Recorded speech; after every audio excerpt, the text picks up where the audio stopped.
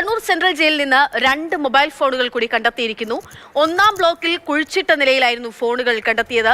CK വിജയനുണ്ട്. CK, ജയിലിന്റെ സുരക്ഷയെ സംബന്ധിച്ചിടത്തോളം പലതരത്തിൽ ഗോവിന്ദച്ചാമി ജയിൽ ചാടിയതിന് പിന്നാലെ തന്നെ പല ചോദ്യങ്ങൾ ഉൾപ്പെടെ ഉയർന്നതിനിടയിലാണ് ഇപ്പോൾ വീണ്ടും കണ്ണൂരിൽ സെൻട്രൽ ജയിലിൽ നിന്ന് മൊബൈൽ ഫോണുകൾ കണ്ടെത്തിയത്.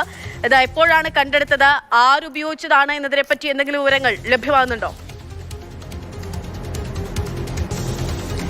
അതാണ് പ്രധാനമായി അന്വേഷിച്ചുകൊണ്ടിരിക്കുന്ന കാര്യം. ഈ മൊബൈൽ ഫോൺ ആരുപയോഗിച്ചു, ഏതെങ്കിലും രീതിയിൽ ഗോവിന്ദച്ചാമിയുടെ ജയിൽ ചാട്ടവുമായി ഈ മൊബൈൽ ഫോണിന് ബന്ധമുണ്ടോ, പുറത്തുള്ള ഏത് നമ്പറിലേക്കാണ് ആരെയാണ് കോൺടാക്ട് ചെയ്തിരിക്കുന്നത് എന്നതുൾപ്പെടെയുള്ള വിശദാംശങ്ങളെല്ലാം തന്നെ പോലീസ് പരിശോധിച്ചു വരികയാണ്. ഇന്ന് രാവിലെയോടുകൂടിയാണ് പോലീസിൻ്റെ പരിശോധനയ്ക്കിടയിൽ ഇത്തരത്തിൽ ഈ മൊബൈൽ ഫോൺ ഒരു മണ്ണ് മാന്തി അതിൽ വെച്ച് അതിൻ്റെ മുകളിൽ ഒരു കല്ലെടുത്ത് വെച്ച നിലയിൽ മൊബൈൽ ഫോണുകൾ കണ്ടെത്തിയത്. അത് ആ ജയിലിലെ 1-ാം ബ്ലോക്കിൻ്റെ മതിലിനോട് ചേർന്ന ഭാഗത്തു നിന്നാണ് കണ്ടെത്തിയതെന്നാണ് പോലീസ് പറയുന്നത്. ഏതായാലും കണ്ണൂർ ടൗൺ പോലീസ് ഇതിൽ കേസെടുത്ത് അന്വേഷണം നടത്തി വരികയാണ്.